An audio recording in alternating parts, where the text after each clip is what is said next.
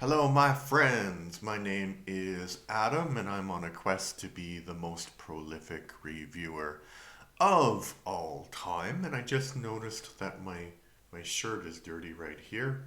But uh, in this current situation with my current life setup, I don't care because it would be too difficult to try and take my shirt off and get a clean one. So today I'm reviewing the movie from 1975 called Barry Lyndon, and I have some opinions about this film. Maybe you have some opinions about the film, but please watch until the end.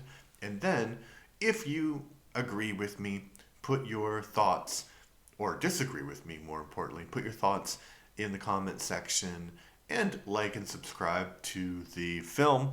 My goal is to have 150 subscribers by the end of January, and already we have 153, I believe. So my new goal will be to have 100, 200 subscribers by the end of January. Probably not realistic, but who knows. All right, so down to it. As I said, um, Barry Lyndon came out in 1975, and it's written, directed, and produced by Stanley Kubrick, and it's based on an 1844 novel called The Luck of Barry Lyndon by William Makepeace Thackeray, and it stars Ryan O'Neal, Marissa Barrison, and well, they actually don't list one of the main characters, which is surprising. Maybe he changed his name. Uh, no, he's there. Leon Vitali. I would say that he is like the other. Maybe he doesn't have as much screen time as the other characters, but I would say that he is like the other uh, actor and character who's important in the film. So, where to begin about talking about this film?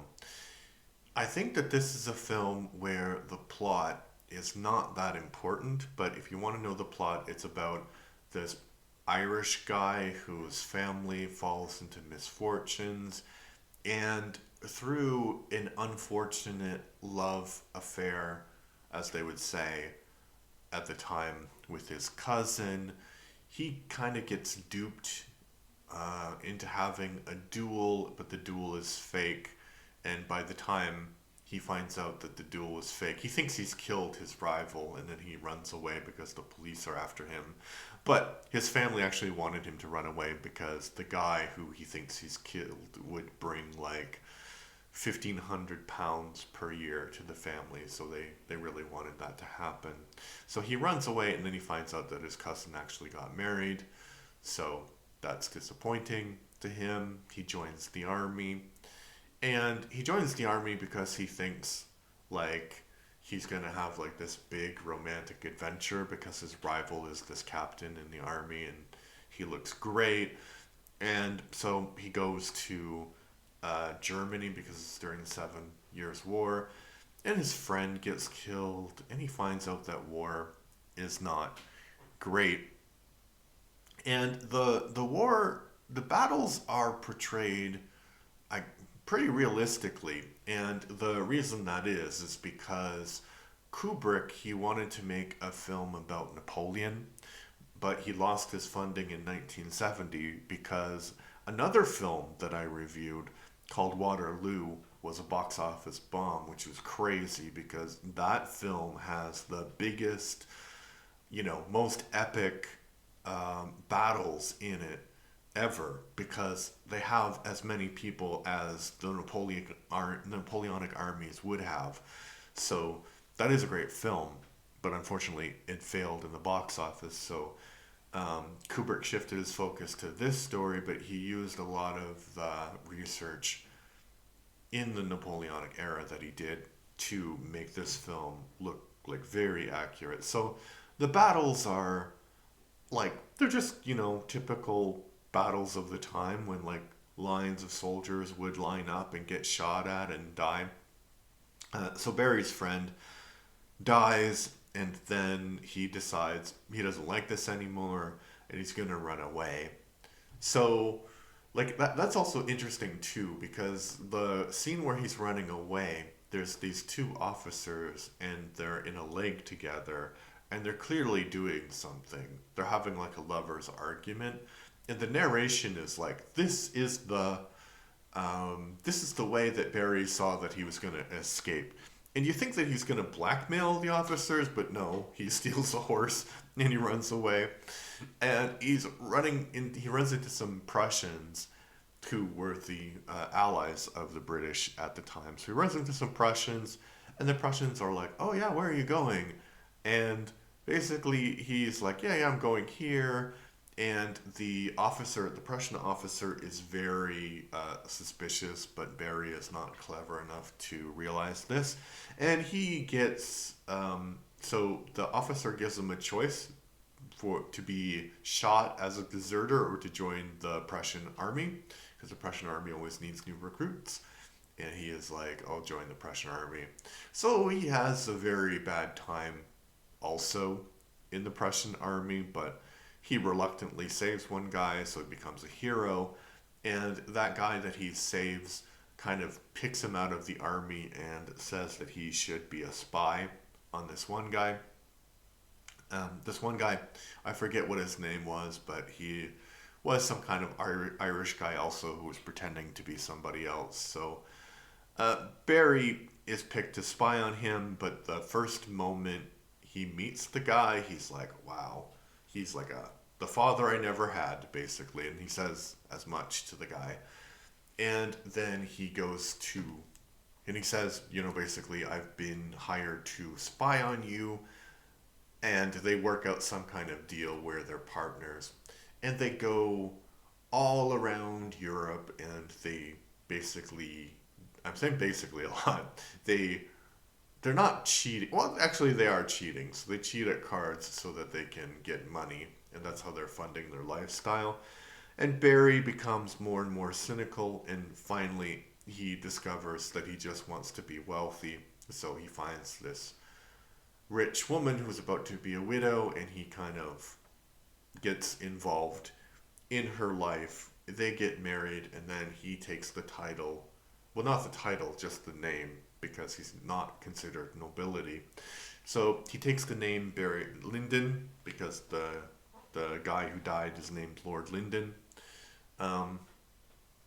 And as soon as he's married, he kind of neglects his wife and he lives this lavish lifestyle. And his mom says to him, so they have a son together, and the Lady Lyndon had a son previously, and he treats that boy horribly. And basically, his mom says, you're not a noble, so when you die and your wife dies, your son is not going to get anything. So he goes upon this like quest to become a noble and to get a title. And it doesn't work very well because he spends a lot of money. Like, it's not really clear why his ambition is not, it doesn't happen. But it doesn't happen, and that leads to his downfall, basically, among other factors. And I don't want to spoil the rest of the plot because I think this is a good movie to watch, and I do recommend it. But the plot, as I said, I've been talking about the plot for like 5 minutes or something, but it's not that important because the film is great for two reasons. The first reason is that it has this sort of like, it's one of the most beautifully shot films I think that I've ever seen. And the reasons it's so beautifully shot are there are lots of scenes that look like they would be paintings, and I guess a lot of the scenes were based on Hogarth's paintings. And so the novel that this is based on is an early Victorian novel, which were written in different styles. But the way that Kubrik interprets it is in the style of a novel of the time of the action of this film. So everything is like classical and ornate. There's also shots of the manor house, or I guess castle, where they live, and it's like it's never like a close up. It's like a far shot away, like a landscape painting, and you can see the beauty of the building, and you can see the beauty of the nature that surrounds it. And there are like these scenes in bars where it's not like the action is static because things are happening, but you can see like, oh yeah, like if you paused it here, that would be a great painting, and this would be a great painting, and this would be a great painting. So there's a lot of that in the film. And the other great thing about it is that it is so colorful. You know, the the uniforms at the time, for the British soldiers were bright red, because they were called red coats, and the French were white, and the Prussians were like a darker blue, and the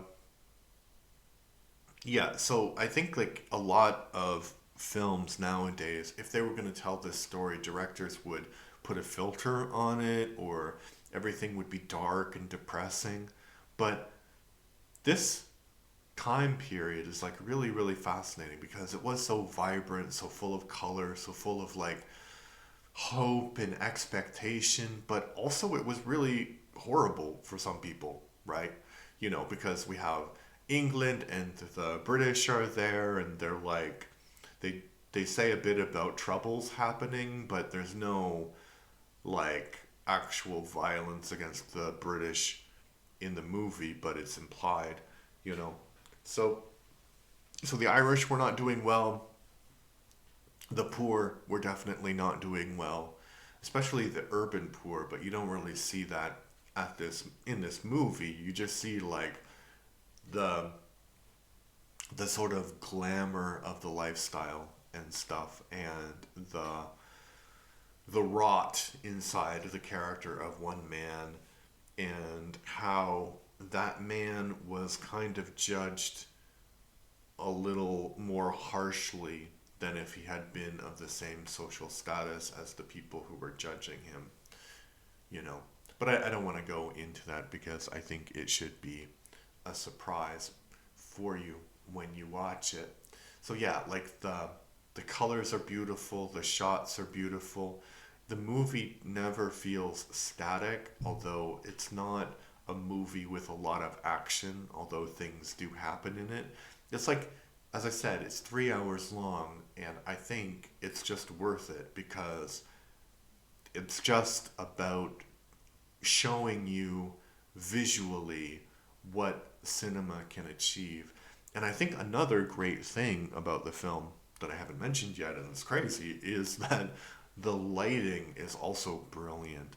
You have like scenes outside where the lighting is only like direct sunlight, but you can tell like the sun was like going crazy that day because it looks beautiful, and Kubrick was waiting on the weather for a lot of these shots. So you can tell that he was like, okay, this is the lighting that I need for this, and we're not doing it until it happens. And the other aspect, like I think it was revolutionary for some long shots, but I didn't really catch that. If you're more interested in filmmaking, the technical aspects of filmmaking, I think that this is a really good film to watch. Um, yeah, so then the other interesting thing connected to lighting is the fact that a lot of the interior scenes at night were only lit by candles. And you can see like it gives this sort of orange glow to the film, and it's really really good. And I mean like film, like literally the film on that is being printed and that we're watching, you know. So it's really good, and I think the film is from 1974, which was only a few years before I was born. But when you watch films from 1974, usually the film, it looks a lot older than it is. And this film, like, it feels like it was filmed with like the highest capacity cameras we have nowadays. And I think even the cameras we have nowadays wouldn't have been as good as the film, as the cameras that Kubrick was making, using to make this film. Um, yeah, just a non sequitur a little bit. I think if Kubrick had really been paid to fake the moon landing in 1969, he would have had a lot more money to make uh, his Napoleon film, and this film wouldn't exist. So this is probably good evidence that the moon landings were real, or at least not faked by Kubrick. All right. The other, yeah. So I said that the film is good for two aspects, and I've been talking a lot about the first aspect. But the second aspect is that it is done in the style of a novel from the early 1800s, even though it's based on a novel from the mid 1800s. And those two styles of novels are completely different. So Victorian novels were, full of description and full of a lot more morality than those novels from around that time that I mentioned. I'm thinking particularly of Henry Fielding. Even though Henry Fielding, was it Henry or Harry? I think it was Henry. He didn't write novels like this. Well, he did write novels about characters similar to Barry Lyndon, but there's not a lot of morality. You're just like watching the progress of this character through a lot of like adventures in their life. And so you have the main character who is not most for the most part sympathetic, but everything that he goes through is portrayed. And I really like that. And I think that the way that the film looks is also connected to that style of storytelling because they would have like these long descriptions of the scene and everything. So the actual the actual dialogue in this film is very, very minimal, but the way that the camera shows us what's happening is not. Yeah, and I think it's really, really well done. And I think people might focus more on the first part of why the film is good. And if we talk about the acting, I think this is a film where the acting can get overshadowed by the beauty of the shots, but it's also really good. So, especially the acting of Ryan Neal and the other guy, what was his name? His name was Leon Vitali. So there's a point in the film where they have a duel for reasons which are obvious in the film, but I'm not going to talk about. And you can tell that both of these characters are really, really scared, right? Because the one guy, and the Barry did run away from the army, right? And he wasn't necessarily a brave man, but he could shoot and he had good aim. So, uh, the other character, I'm not going to tell you who it is, but the other character, he knows this man, and he's known the man for all of his life, practically, and he's been terrorized by this man, and he knows that the man does have experience. So he is like showing his fear in a way that's so realistic and shows you that Kubrick, he has this reputation of being this perfectionist, but he also understood the basic art of acting. Because, you have this one character who his fear is so written everywhere. Like he's trembling, he's clumsy, he vomits, the fear is written there.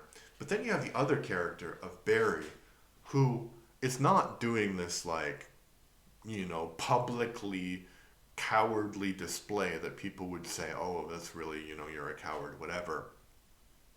But he's standing there, he's waiting to be shot at, and the seconds in the duel are asking them questions like, are you ready? and the close up is him, and his like lips are like quivering, like he can't keep his mouth closed because there's so much uh, stress and fear going through it. So I think the acting is wonderful, the directing is great. Yeah, is this one of the best movies of all time? I think, yeah, it is. I think it is one of the best movies of all time because you have Kubrick at his height of power as a director, and it really, really works. It's not a movie that's going to make you cry, and it's not a movie that's going to make you laugh, but it's definitely a movie that's going to make you go, wow. So, all right, what did you think about the movie? Did you like it? Did you dislike it? Let me know in the comments of the video.